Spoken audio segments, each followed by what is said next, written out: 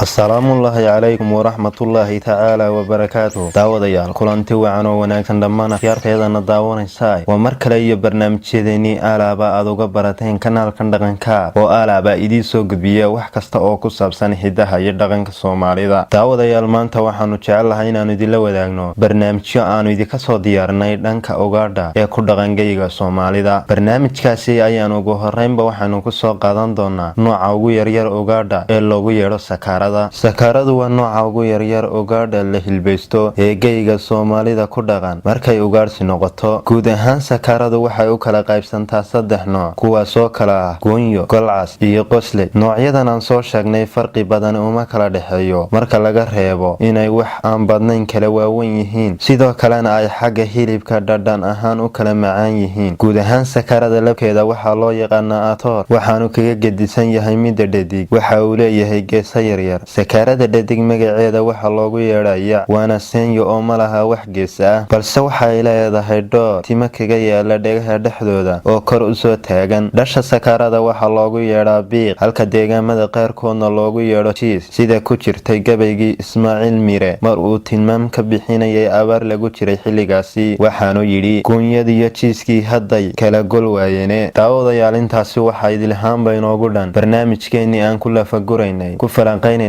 daha kaga rognay nooc ka mid ah Uganda oo loo yaqaano sakarada. Tan iyo intaynu ku kulmi doono barnaamij noocan oo kale ah idil ahaantiinba waxaan idinku dhaafayaa assalamullahi alaykum warahmatullahi ta'ala wabarakatuh.